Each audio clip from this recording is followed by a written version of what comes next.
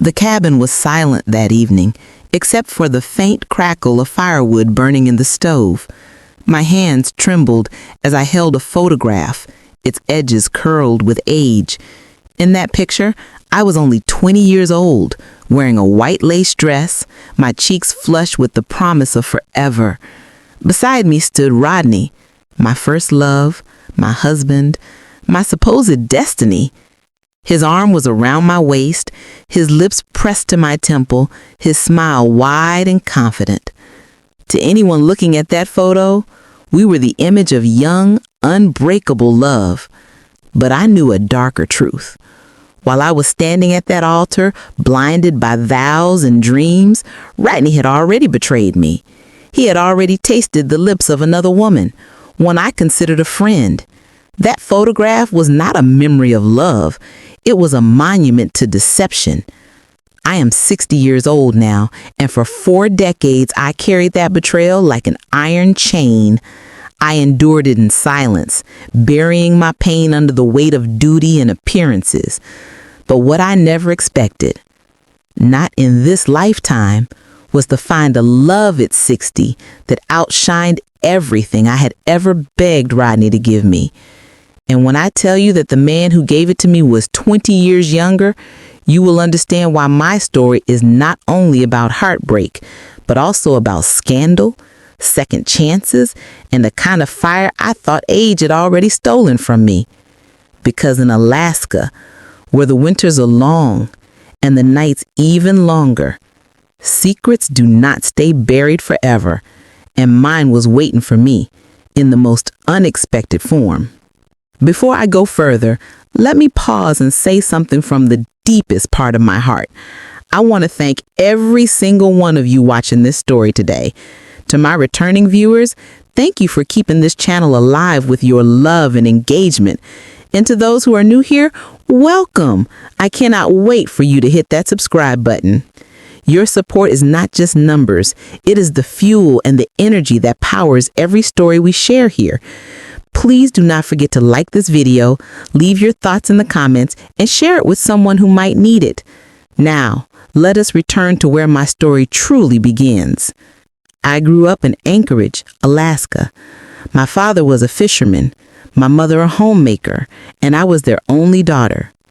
When Rodney came into my life, I was just 18, wide-eyed and naive. He was 2 years older, tall, broad-shouldered, with a smile that could melt ice. Everyone in town admired him. My parents adored him. He was the boy who opened doors, carried groceries for elderly neighbors, and quoted scripture at Sunday service. To me, he was everything. My world revolved around him. So when he proposed to me under the northern lights one December evening, I said yes without hesitation. I thought I was stepping into a fairy tale. But reality, crashing down faster than I could comprehend. 2 months after our wedding, I noticed little things, a strange perfume clinging to his coat, late nights explained away as work, a distant look in his eyes whenever I touched him. My heart wanted to deny it, but my instincts whispered otherwise.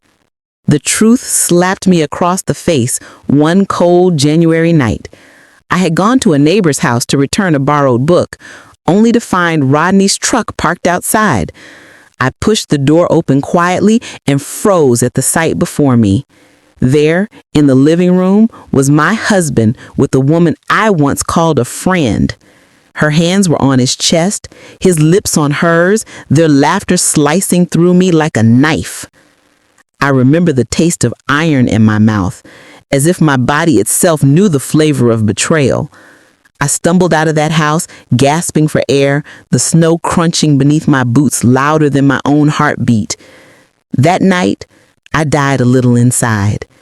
But here is the part that might surprise you. I stayed. Yes, I stayed. Not because I forgave him, but because in those days, divorce was a shameful word, especially in a town like ours. I was young, insecure, and terrified of being alone. I convinced myself that if I tried harder, prayed harder, and loved harder, he would return to me. I built my life around the hope of his change. But Rodney never changed. His betrayal became a silent guest in our home, poisoning every meal, every touch, every look. He smiled at church and shook hands in the marketplace, but behind closed doors, his love was absent. Years turned into decades, and I grew older in the shadow of his absence. My youth faded, my beauty withered, but my heart remained caged in the prison of what he did to me. And then, on the edge of my 60th birthday, when I had nearly accepted that life would end with me unloved and unseen, I met someone who shattered everything I believed about age, about worth, and about love itself. He was 40 years old, full of warmth, and he looked at me in a way Rodney never had. But that is a story that will shake everything you think you know about love. I first met Daniel on an ordinary afternoon, the kind of day you almost forget until fate decides to carve it into your memory forever. It was late summer in Alaska, and the air was heavy with the scent of pine and rain. I had gone to the local market, my hair pulled back carelessly, wearing a faded jacket that had seen too many winters. I was not dressed to impress anyone. At 60 years old, I had stopped trying to impress long ago. But then, I heard a voice, warm, deep, and curious. "Excuse me, ma'am, do you know if these are fresh today?" I turned to see him, a man with dark, wavy hair, sun-browned skin, and eyes that seemed to carry both mischief and kindness. He held up a bundle of salmon, looking almost boyish in his uncertainty. He could not have been older than 40. I answered him politely, ready to turn back to my own shopping, but he lingered. "You seem to know your way around here," he said, smiling. "I just moved in last month. Daniel." I introduced myself, out of courtesy, not thinking much of it, but Daniel's eyes stayed on me, steady and unashamed. It was the kind of gaze I had not felt in decades, direct, unhurried, as though I was not invisible at all. For the first time in years, I felt seen. Over the next few weeks, Daniel and I crossed paths often, at the market, at the post office, once on a hiking trail where he jogged past me, only to stop and walk beside me for the rest of my slow climb uphill.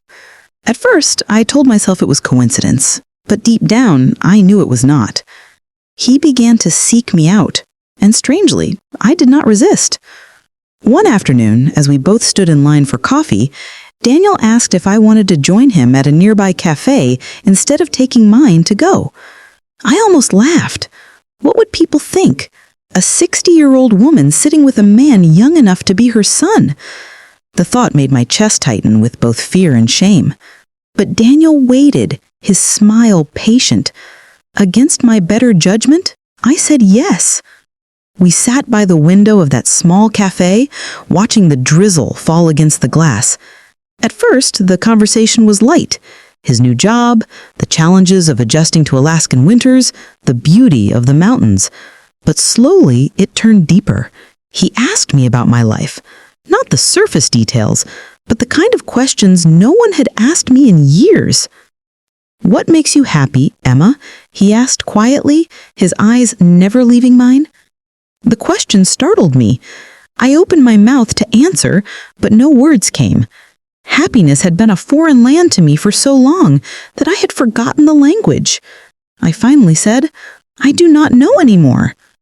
Daniel nodded as though he understood and reached across the table to gently touch my hand. That touch sent a shiver through me, not of fear, but of awakening. My heart pounding in my chest like it did when I was a girl. I went home that night and stood in front of the mirror staring at my reflection. My face bore the marks of time. Wrinkles, silver hair, a softness in my body I once resented.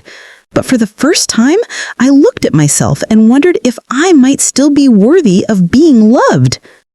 The days turned into weeks, and Daniel became a constant presence. He would bring me flowers he picked from the edge of the forest. He would knock on my door with a smile, asking if I wanted to join him for a walk.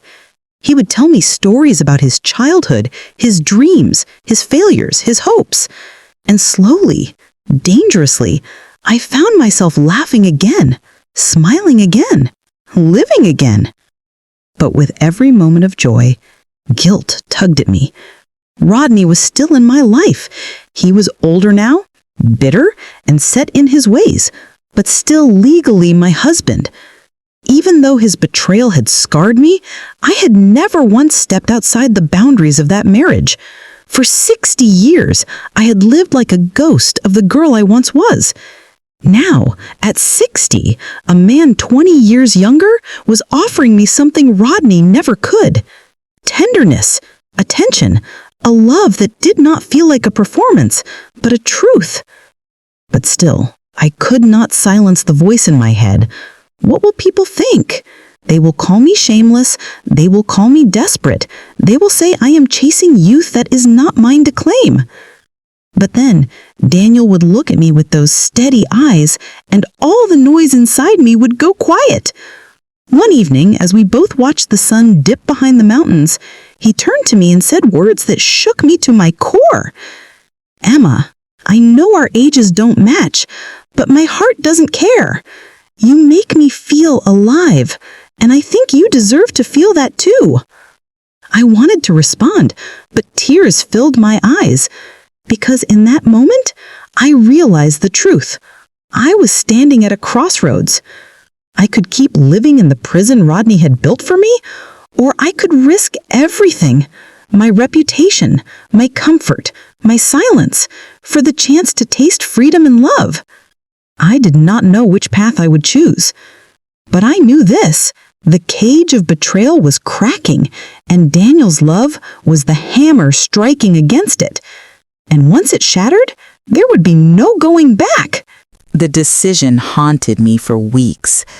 I would lie awake at night, staring at the ceiling of the cabin, the sound of the wind scraping against the windows like whispers of judgment.